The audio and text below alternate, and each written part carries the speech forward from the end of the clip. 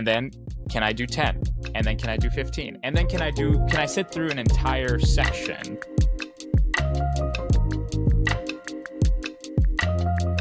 Hello, and welcome back to our segment where we're answering listener questions. I'm Bailey. We got ZeSean here. We're going to go through and respond to this question that we got from somebody on YouTube. And by the way, if anybody wants to send us questions, you can email us, podcast@sevensage.com. You can comment below on any of our YouTube videos. Just ask us your question. Whichever ones we choose to be featured in the actual segments, we're going to give you guys a free month of live. So it's probably worth it. Ask your questions, see what happens.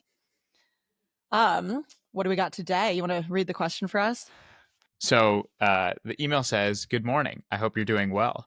I'm a listener of the Seven Sage LSAT podcast, and I have a question I'd love to have answered on the show. Here's my question." I'm skipping ahead. "I often find myself losing focus midway through the LSAT. As the test goes on, I start zoning out, reading without absorbing, and feeling the urge to rush through the remaining questions just to get the test over with.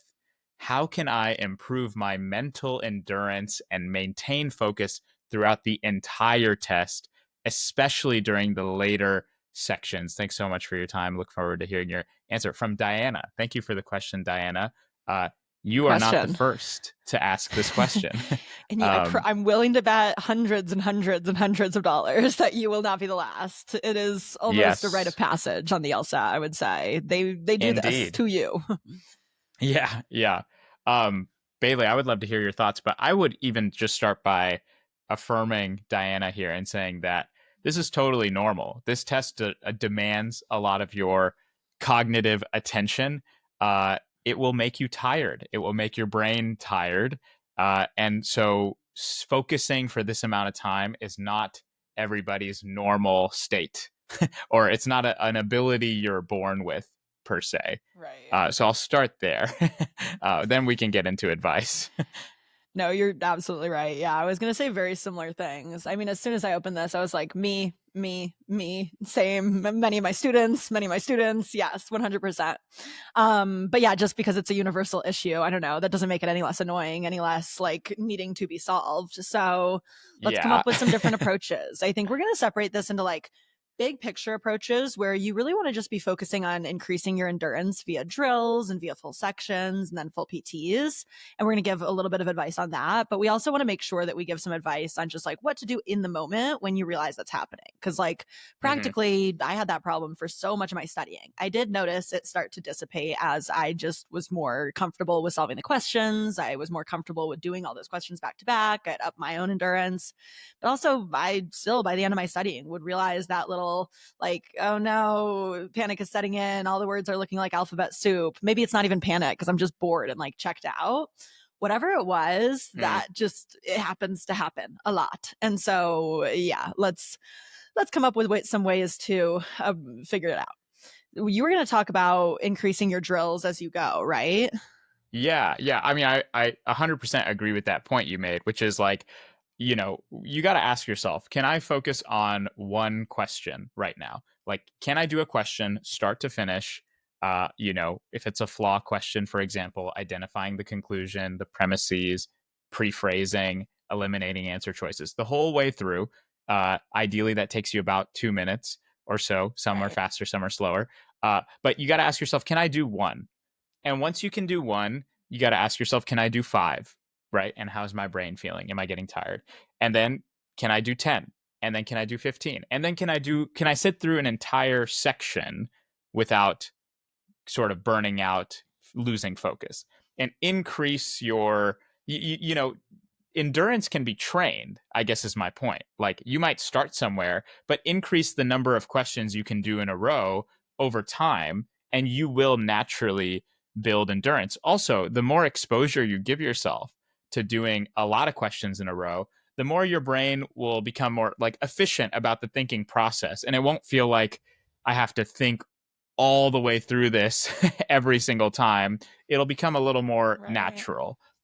So yeah, increase the number of questions you do in a given drill. I'd say I'd start there. Yeah.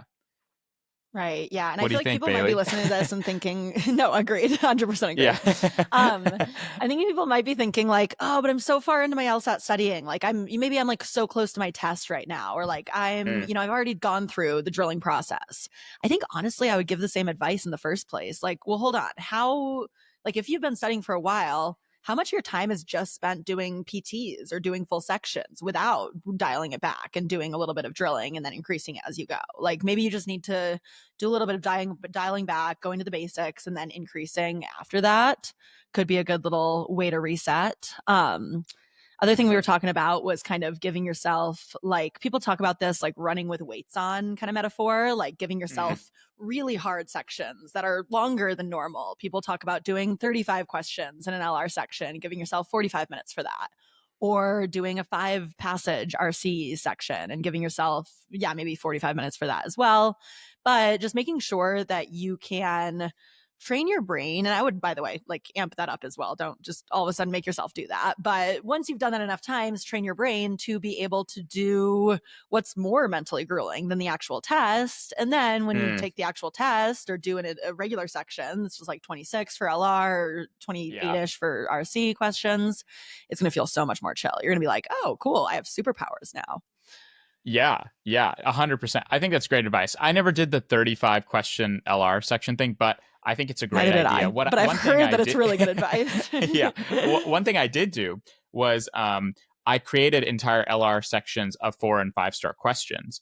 And that way Ooh, like a every single challenge. question was Yes. very cognitively demanding, and I got used to being in that headspace for a long period of time. So then when I took the real LSAT, the first 10, 15 questions were kind of a Right. breeze, and I really only had to turn on the very kind of intense focus for the latter half of the section. So all is to say, it's in the same spirit of like exactly what you're saying, Bailey, which is like run with the weights on so that the real marathon or whatever, wherever this metaphor is going, feels a little I'm like, I'm in easier. over Yeah. my head on this metaphor because Yeah. I've never done anything like Yeah. that. But yes. Yeah. Yeah. Yeah. It's fair. Yeah. Yeah. Yeah. No, exactly. Um, It'll feel a lot easier. Um, yeah. Yeah. You can train it. You can, if you can't focus, you can train your focus. You can train it. I think that's the essence of what we're saying. Um, is Agreed. you have more to share on that, or I should don't think I we? had more drills. Yeah. I think just to wrap it up, I was going to give a little bit of advice for what to do in the moment when you're like, oh no, I haven't trained enough, like my endurance isn't quite all there and I have to finish this PT right now. Because Hmm. same, I was there so many times, and you guys probably already know this from other podcasts, but raging ADHD up in this brain, so we got to figure out Mm, some sort of way to get over that. And honestly, a lot of my advice is just like little mental resets mid test, like when you notice that your brain is overwhelmed, you're wanting to check out, it looks like alphabet soup at that moment. Like, don't waste another second. Pause, breathe. I'll literally close my eyes. I'll do 3 seconds, breathe in, hold for 3 seconds, kind of reset my mind when I'm up there. I'm going to be asking myself, or I'm not going to be asking myself anything. I'm going to be telling myself, your only job is to read the next word in front of you and then make a good decision based on that. Slow is smooth, smooth is fast. Like, just kind of like bring mhm. myself back to earth, remind myself what I need to do, and then I'm going to do 3 seconds out and then kind of come back. If I need to do a couple cycles of that, it's worth it. I think I used to just be so scared in the moment of investing any time at all in anything else. And then as soon as you realize that it's like, whoa, 10, 20 seconds, totally worth it to come back to your senses and then be able to finish that test. Um, you'll start doing it more often and everything's going to go more smoothly. Anything else to Yeah. add there? No, yeah, I just think it's such a good point. Like, I think everybody's afraid of doing a breathing exercise because it wastes time. And it's Right. like, you got to ask yourself, do I want to go through the rest of this entire section unfocused, potentially jeopardizing every question that comes after this? Or do I Right. want to waste or spend 20, 30 seconds and, refocus myself so I can come back and attack all these questions with full focus, even if it means I gave up on maybe one at the end? So you got to, Right. that's a little bit of a trade off, but I think it's a worthwhile one. So I agree with that advice. Amazing. Yay. All right. Well, thank you guys for sending your questions. Keep sending them. Thank you, Diana. And we will see you next time. Yeah. Yeah. See ya.